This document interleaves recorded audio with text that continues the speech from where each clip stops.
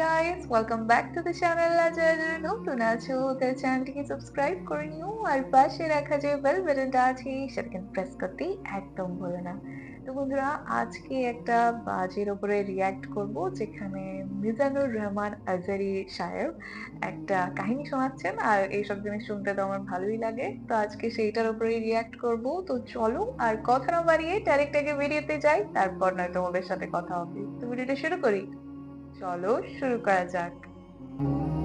পাশাপাশি তিনি খাতামুন নবিয়্যিন, সাইয়েদনা আদম থেকে শুরু করে যত নবী এসেছে, নবী আসার ধারাবাহিকতা আল্লাহ তাআলা ওনার মাধ্যমে সিলাফ করেছেন, কালাম করেছেন, বন্ধ করে দিয়েছেন, ঠিক কি না? এজন্য রব্বুল আলামিন বলেন, মা কানা মুহাম্মাদুন আবা আহাদিম মির রিজালিকুম ওয়ালাকিন রাসূলুল্লাহি ওয়া খাতামান নবিয়্যিন। মুহাম্মদ তোমাদের কোন পুরুষের পিতা নন। যতগুলো ছেলে সন্তান ওনার ছিল, ছোট্ট অবস্থায় কেড়ে নিয়েছে কে? আর তিনি হলেন খাতামুন নবীন, সর্বশেষ নবী, আখিরি নবী, আখিরি জামানার পয়গম্বর। ওনার চাইতে শ্রেষ্ঠ মানুষ গোটা বিশ্বে কেউ আছে নাকি? এত শ্রেষ্ঠ হওয়ার পরেও বিশ্বনবী অহংকার করতেন না, সব সময় মুচকি হাসতেন, আগে সালাম দিতেন, হাত বাড়িয়ে মুসাফা করতেন, বিশ্বনবী জিজ্ঞেস করতেন আপনি কেমন আছেন? এরকম লোকদেরকে সবাই আমরা পছন্দ করি না? মুচকি একটা হাসি থাকে সবসময়, আগে সালাম দেয়, আগে হাত বাড়ায়, সবার সাথে ভদ্র আচরণ। আল্লাহু আকবার। এত শ্রেষ্ঠ রাসূল হওয়ার পরেও, এত সারা নবী হওয়ার পরেও বিশ্বনবী নিজেকে ছোট মনে করতেন। বিশ্বনবী বলতেন, আল্লাহুম্মা জাআলনি সাবুরা ওয়া জাআলনি শাকুরা, জাআলনি ফি আইনি সাগীরা ওয়া ফি আ'য়ুনিন নাসি কাবীরা। বিশ্বনবী বলতেন, আল্লাহ আপনি আমারে শুকরগুজার বানান, আপনি আমারে ধৈর্যশীল বানান, আপনি আমারে আমার চোখে আপনি ছোট বানান, আর গোটা বিশ্বের মানুষের চোখে আল্লাহ আপনি আমারে বড় বানান। পড়েন আমিন। নিজের চোখে বিশ্বনবী ছোট থাকতে চাইতেন। আপনারাও, আমরা সবাই উচিত যে আমাদের চোখে আমরা ছোট থাকতে। নিজের চোখে নিজে ছোট থাকলে গোটা বিশ্বের চোখে আমারে বড় করে দিবে কে? বিশ্বনবী সাইয়্যিদুল আম্বিয়া, খাতামুন নবিয়্যিন হওয়ার পরেও নিজেকে বলতেন আমি আল্লাহর গোলাম। দোয়াতে বলতেন, আল্লাহুম্মা ইন্নী আবদুক ওয়া ইবনু আবদিক ওয়া ইবনু আমাতিক নাসিয়াতি বিয়াদিক। বিশ্বনবী বলতেন, আল্লাহ আমি আপনার গোলাম, গোলামের ঘরের গোলাম, বান্দির ঘরের গোলাম, আমার 14 গোষ্ঠী আপনার গোলাম। বিশ্বনবী নিজের কি বলতো? আল্লাহ আমি গোলাম। নিজেকে রাসূল বলার আগে আগে বলতো, ইন্নী আব্দুল্লাহি ওয়া রাসূল, আমি আল্লাহর আব্দ, গোলাম এবং তার রাসূল, ঠিক কি না? এজন্য সবচেয়ে বিনয়ী ছিলেন বিশ্বনবী, সবচেয়ে কোমল আচরণের ছিলেন বিশ্বনবী। তাই বিশ্বনবীর সম্মানকে বাড়িয়ে দিয়েছে কে? বন্ধুদের সাথে বিনয়ের আচরণ করতেন, সহকর্মীদের সাথে বিনয়ের আচরণ করতেন, স্ত্রীদের সাথেও বিনয়ের আচরণ করতেন, ছোট্ট বাচ্চাদের সাথেও বিনয়ের আচরণ করতেন। সুবহানাল্লাহ, কি মেজাজ আল্লাহ তাকে দিয়েছেন, কি ব্যক্তিত্ব আল্লাহ তাকে দিয়েছেন। The most amazing personality ever in the world. পৃথিবীতে বিশ্বনবীর চাইতে শ্রেষ্ঠ ব্যক্তিত্ব আর হতে পারে? বিশ্বনবীর গোলাম, বিশ্বনবীর খাদেম ছিল আনাস, 8 বছরের ছোট্ট আনাস। আনাসের মা এসে বলে, নবী খোয়াই দিব আনাস, আমার ছেলেরে আপনার খাদেম বানিয়ে দিয়ে গেলাম। খাদেম মানে? বিশ্বনবী বললেন ঠিক আছে আমি গ্রহণ করলাম। ছোট্ট আনাস আর কি করবে? বিশ্বনবীর মেসওয়াক টেনে দেয়, ওযুর পানি এনে দেয়, বিশ্বনবীর জামা কাপড় এনে দেয়। বিশ্বনবী একদিন আনাসরে বললেন, ও আনাস আমার শামের জুব্বাটা ঘর থেকে নিয়ে আসো। বিশ্বনবী জুব্বা শামিয়া পছন্দ করতেন। আনাস শাম দেশের জুব্বা আনতে যে, প্রতিমধ্যে ছোট্ট মানুষ তো, মদিনার ছেলে মেয়েরা কুতকুত খেলে, ওইখানে দাঁড়ায় গেল। বিশ্বনবী যে জামা আনতে বলছে ভুলেই গেলেন, দাঁড়িয়ে খেলতে আরম্ভ করলেন। আধা ঘন্টা 1 ঘন্টা হয়ে যায়, নবীর জামা আসে না। নবী ভাবলেন, কিরে আনাস কখন পাঠালাম জামা আনতে, আনে না কেন? মনে হয় ভুলে গেছে। যাই, কি আর করা, নিজের জামা নিজেই নিয়ে আসি।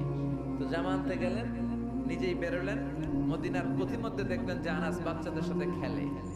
বিশ্বনবী কিছুই বললেন না, নিজেও যে খেলা দেখতে শুরু করলেন। আনাস খেলতে খেলতে হঠাৎ আনাসের চোখ বিশ্বনবীর চেহারার দিকে পড়ল। পড়ার সাথেই মনে পড়ছে, হায় হায়, নবী না জামা আনতে পাঠাইছিল, ভুলে গেছি। আনাস বলে বিশ্বনবীর দেখে আমার কলিজার এদিকে না এদিকে উঠে গেছে হয়, কিন্তু বিশ্বনবী আনাসের একটা ধমকও দেয় নাই, একটা গালিও দেয় নাই, চোখও গরম করে নাই, শুধু একটা মুচকি হাসি Seriously, দিয়েছে। so কি cute. দিয়েছে? আনাস বলে বিশ্বনবীর সেদিনের এই মুচকি হাসির শাসন আমাকে আজীবন সোজা রাস্তায় রেখেছে, আর কোনোদিন বাঁকা রাস্তায় যেতে দেয় নাই। তার মানে শাসন করতে জানলে মুচকি হাসি দিয়েও শাসন করা যায়। কেউ এই ব্যাক লাগান। জিনিসগুলো আমাদের চিল্লায় বলবেন, বাপ ঠিক মারে কিনা? বোঝাতে পারে। এই নবী যেদিকেই তাকাবেন নবীর আদর্শ আর আদর্শ। খাদেমদের সাথে এত চমৎকার আদর্শ ছিল, সাহাবীদের সাথেও বিশ্বনবী চমৎকার আদর্শের অনুপম নিদর্শন রেখেছেন। সাহাবীদের সাথে যখন বসতেন সব সময় খোশ মেজাজে থাকতেন, সব সময় চমৎকার মেজাজ নিয়ে কথা বলতেন। সাহাবাদেরকে নিয়ে বিশ্বনবী একবার খেজুর খেতে বসলেন, খেজুর।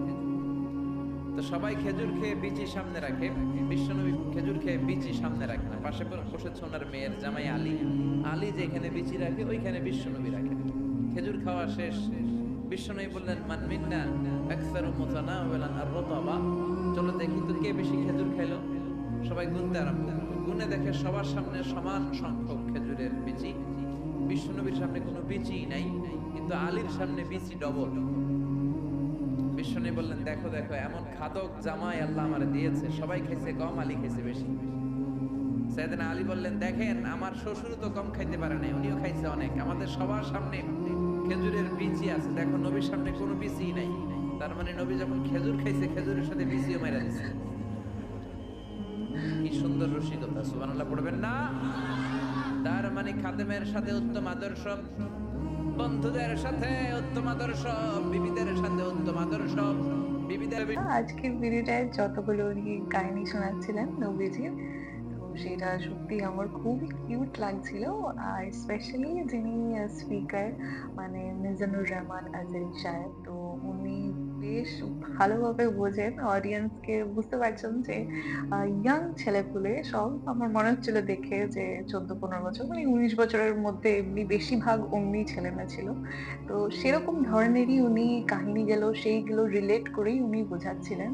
তো যারা বলেন যে এসব জায়গাতে গিয়ে উল্টোপাল্টা জিনিস শেখানো হয়, তো একদমই না। উনি কিভাবে বাচ্চাদের বোঝাচ্ছিলেন যে একজন আইডিয়াল ম্যান কি করে হওয়া যায়, মানে নবীজি কেমন ছিলেন, কেমন ছিলেন নিজেদের ফ্রেন্ডসদের সাথে বা সাহাবীদের সাথে হোক, বা উনি ওনার বাড়িতে যারা হেল্পার ছিল তাদের সাথে কিভাবে বিহেভ করতো, নিজের ওয়াইফদের সাথে কিভাবে বিহেভ করতো, এই সব জিনিসগুলো কত সুন্দরভাবে ছোট্ট ছোট্ট কাহিনীর মাধ্যমে বোঝাচ্ছিলেন, যাতে ইয়াং মাইন্ডসে এইসব জিনিসগুলো ঢোকে। অনেকে ছিল আমি যাদের দেখছিলাম অডিয়েন্সে, ঠিকভাবে শুনছিল না, বাট এই জিনিসগুলো সত্যি বাচ্চাদের এরকম ধরনের জিনিসে নিয়ে যাওয়া উচিত। আর যে ধরনের জিনিস উনি শেখাচ্ছিলেন সেগুলো সত্যি খুবই ইম্প্যাক্ট করবে ছোট ছোট মাইন্ডে।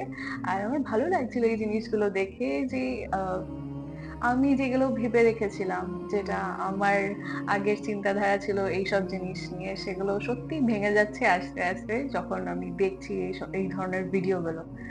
তো ইয়া গাইস, তোমাদের আজকের ভিডিওটা কেমন লেগেছে? আই নো এটা খুব ম্যাচিওর একটা জিনিস ছিল না, বাট অনেক কিছু শেখার ছিল এই জিনিসগুলো, এই ছোট্ট কাহিনীগুলোর মধ্যে থেকে। তো তোমাদের সাথে দেখা হবে আবার অন্য কোনো ভালো ভিডিও নিয়ে। ততক্ষণের জন্য নিজের খেয়াল রেখো আর নিজের আশপাশের লোকেরও একটু খেয়াল করো। So bye bye and take care.